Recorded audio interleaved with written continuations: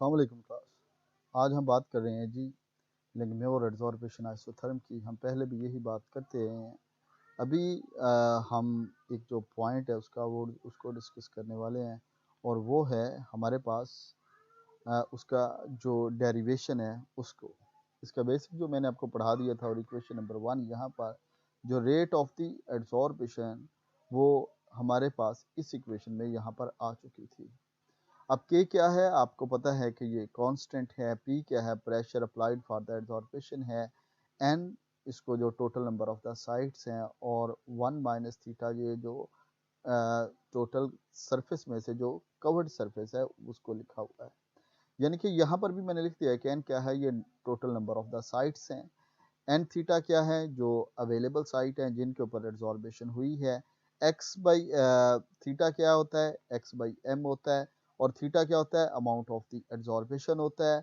X क्या होता है, एक्सटेंट ऑफ द एडजॉर्बेशन होता है। एम क्या होता है, मास ऑफ द एडजॉर्बेंट होता है। ये सारी चीज़ें पहले से बताई हुई हैं, इसके अंदर कोई ऐसी नई चीज़ नहीं है। अगर हम इस इक्वेशन को देखें तो इसमें हमें ये पता चलता है कि जो रेट ऑफ द एडजॉर्प्शन है that is depends upon the rate of the adsorption is depends upon the pressure, ये वाला, and this depends upon the available sites. ये ठीक है, तो ये इन दोनों के ऊपर जो रेट ऑफ द एडजॉर्प्शन है वो डिपेंड करता है according to the Langmuir. So here rate of the adsorption as adsorption occur at that time desorption is also occur। एडजॉर्पेशन की तो हमने बात कर ली, अब हम उसके साथ साथ जो बात करना चाहते हैं वो डिजॉर्पेशन की करना चाहते हैं।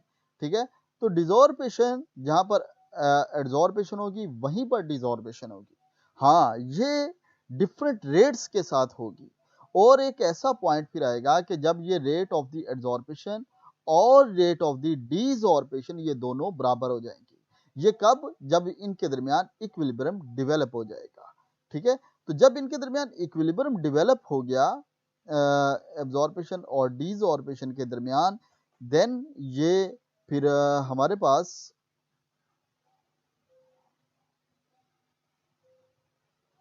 जब ये sorry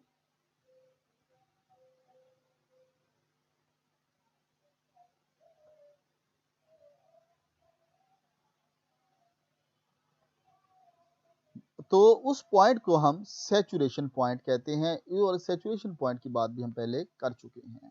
so as desorption occur at that time as adsorption is occur, जैसे एडजॉर्पेशन होती है उसी टाइम के अंदर डिसऑर्पेशन भी होती है। ठीक है, वो सेम या डिफरेंट रेट के साथ हो सकती है। At this phenomena occur with same rate at equilibrium और saturation point. rate of the absorption adsorption and rate of the desorption equal rate के साथ होगी जब वो इक्विलिब्रियम उनके दरमियान डेवलप हो जाएगा और उनके दरमियान वो जो हमारे पास प्रेशर होगा, pressure applied for the adsorption, pressure applied for desorption, और या फिर रेट ऑफ द एब्जॉर्पेशन और रेट ऑफ द डिजॉर्पेशन, ये दोनों रेट बराबर हो जाएंगे। तो रेट ऑफ द डिसऑर्पेशन फिर डिपेंड किसके ऊपर करती है, ये डिपेंड करती है बेटा जी अवेलेबल साइट्स के ऊपर। ठीक है, अवेलेबल साइट्स, अवेलेबल साइट्स। डिसऑर्पेशन का मतलब क्या है, किसी चीज को उसने खाली करना है, जो साइट्स ऑलरेडी फिल हो चुकी हैं, जहां पर एड्सॉर्बेट मॉलिक्यूल आ चुके हैं, उनको खाली करना है। ठीक है, तो वो क्या हो गया, अवेलेबल साइट। और ऑक्युपाइड साइट, जो साइट्स ऑक्युपाइड है उनके ऊपर डिपेंड करता है कि कितनी ऑक्युपाइड हो चुकी हैं।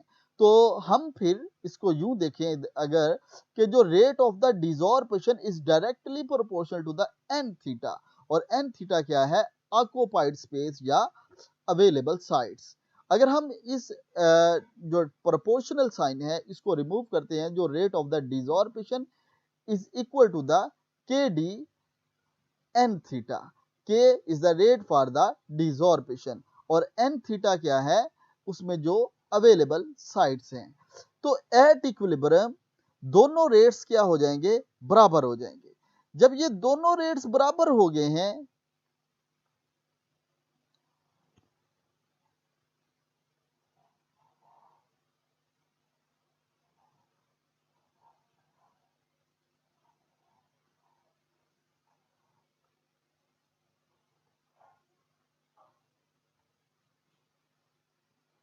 सॉरी, अब ये दोनों रेट्स क्या हो चुके हैं, दोनों रेट्स बराबर हो गए। तो हम बात ये कर रहे थे कि एट इक्विलिब्रियम दोनों जो रेट्स हैं वो बराबर होंगे, रेट ऑफ द एब्जॉर्प्शन भी और रेट ऑफ द डीजॉर्प्शन भी, और इसको हमने इक्वेशन नंबर 3 कह दिया।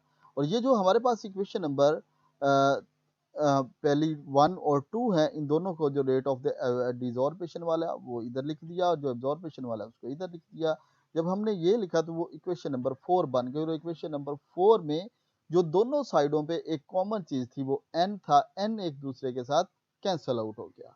कैंसल आउट होकर जो रिमेनिंग हमारे पास इक्वेशन बनी वो k a p a into 1 minus theta is equal to k d theta. This is called equation number 5। तो ये इक्वेशन नंबर 5 जो है, इसको अगर हम देखें कि ये इसको रीअरेंज करते हैं कि के डी जो है इसको के ए के हम डिवाइड कर देते हैं, इसको यहाँ पर लेते हैं, इधर मल्टीप्लाई हो रहा है तो इधर आके डिवाइड हो जाएगा, पी ए तो ऐसे रह गया, और थीटा और ये जो 1 माइनस थीटा है इसको यहाँ पे ले गए, ये इधर डिवाइड हो रहा है तो मल्टीप्लाई हो रहा है, इधर जाके क्या हो जाएगा, डिवाइड हो जाएगा। तो ये एक नई इक्वेशन बन गई। इस इक्वेशन में अगर हम देखें तो ये जो के ए बाई के डी दोनों कांस्टेंट हैं, तो हम दोनों ये जो दोनों कांस्टेंट हैं इनको एज ए सिंपल के इधर यहाँ पे लिख सकते हैं। तो ये क्या बन गई फिर इक्वेशन नंबर 5 जो हमारे पास ये बन गई, K P A is equal to theta over 1 minus theta, equation number 6 बन गई है। ये जो 1 minus theta 1 minus theta by theta is equal to 1 over K P A, ये कैसे बना, हमने इसको रीअरेंज किया है। रीअरेंज करके हमने क्या किया कि ये जो 1 माइनस थीटा है इसको इधर ले गए, जब इधर ले गए तो ये हमारे पास मल्टीप्लाई हो गया, इधर डिवाइड हो रहा था, तो ये थीटा इधर ऊपर उसके जो अपर साइड के ऊपर है, ये इधर लोअर साइड के ऊपर आ गया। और ये जो के पी ए है ये इधर जब इसकी साइड चेंज की तो ये 1 ओवर के पी ए बन गया। हमने इसको रीअरेंज किया क्योंकि हमें इसमें से जस्ट एक थीटा की वैल्यू चाहिए और उसको हमें फाइंड आउट करना है। ठीक है, तो हमारे पास ये रीअरेंज करके ये जो इक्वेशन नंबर 9 है इसको अगर आप देखें तो ये 1 माइनस थीटा यहाँ पर शिफ्ट कर दें, इसको आप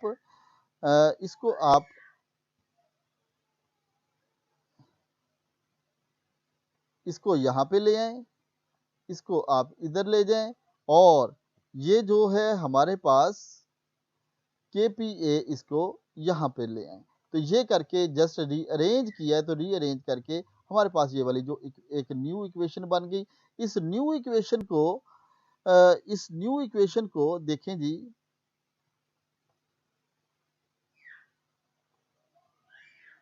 ये वाली जो न्यू इक्वेशन है हमारे पास ये, इसको ज़रा हमने जस्ट और सिंप्लीफाई किया तो ये 1 माइनस थीटा माइनस थीटा हो गया, 1 ओवर के पी ए रह गया, थीटा थीटा से कैंसल आउट, ये 1 रह गया, ये 1 माइनस थीटा हो गया। ये 1 minus theta is equal to 1 minus theta minus 1, ये माइनस 1 जब इन दोनों ने आप एक दूसरे को कैंसिल आउट किया तो ये इक्वेशन बन गई। अब 1 माइनस थीटा एक साइड पे रह गया, ये जब माइनस 1 इधर जाएगा तो ये यहाँ पर प्लस 1 हो जाएगा, और ये इक्वेशन नंबर 7 बन गई।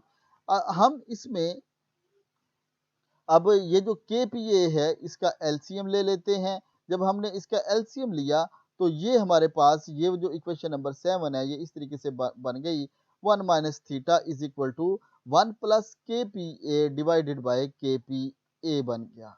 ठीक है, और अगर हम इसको क्योंकि थीटा की वैल्यू फाइंड करनी है तो हम इसको उल्टा देंगे, इस पूरी इक्वेशन को, थीटा ऊपर चला गया और ये वाली सिमिलरली ये भी आपस में ट्विस्ट हो गई वैल्यू, तो ये K P A over 1 plus K P A is equal to the theta बन गया। ये जो है ना हमारे पास इक्वेशन नंबर 8, ये फ्रेंडलिच सॉरी ये हमारे पास लेंगम्योर एडसॉर्प्शन की इक्वेशन आ गई। जबकि फ्रेंडलिच से हमें पता है कि थीटा क्या होता है, is equal to X by M. ठीक है, तो यहाँ पर फिर हमने थीटा को x बाई एम से रिप्लेस कर दिया, तो इक्वेशन नंबर 9 बन गई। ये जो इक्वेशन नंबर 9 है इसको actual form of the Langmuir adsorption isotherm की इक्वेशन कहते हैं। तो ये हमारे पास लेंगम्योर की एडसॉर्प्शन आइसोथर्म इक्वेशन बन गई। थीटा क्या है जी, अमाउंट ऑफ द एडसॉर्प्शन, के डिपेंड्स अपॉन द एडसॉर्बेट एंड एडसॉर्बेंट। ठीक है, के ए एडसॉर्बेट है और के डी कांस्टेंट हैं इनके, ये जो इस इक्वेशन में उसको जरा एक्सप्लेन किया।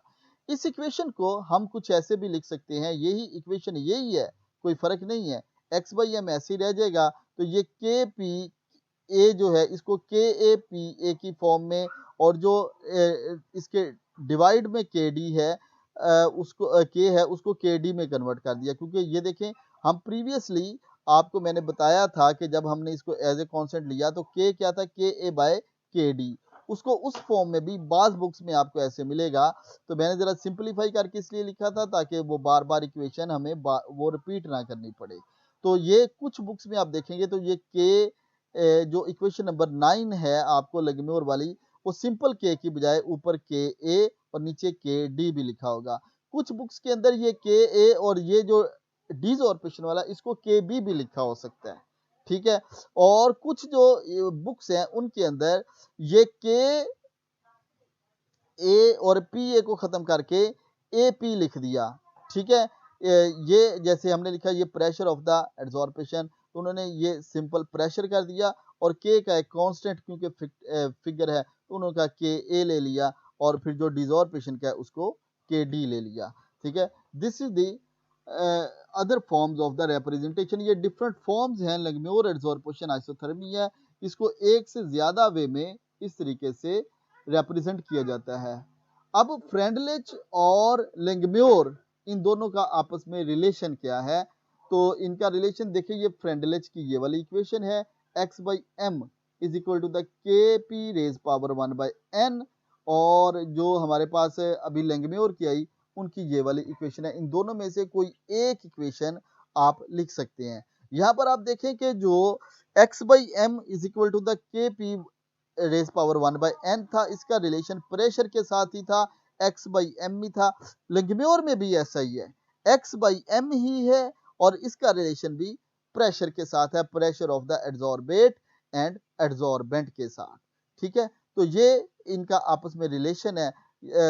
इधर थीटा की बजाय x बाई एम लिख दिया, तो ये हमारे पास उसके in form of the Freundlich है। यानी कि ये जो इक्वेशन है आप लोगों के पास, ये तो प्योर लेग्म्योर की हो गई, और अगर आपने इसको फ्रेंडलिच के साथ तो थीटा को x बाई एम से रिप्लेस कर दे तो ये उसके साथ ये कोरिलेट हो जाती है, ठीक हो गया।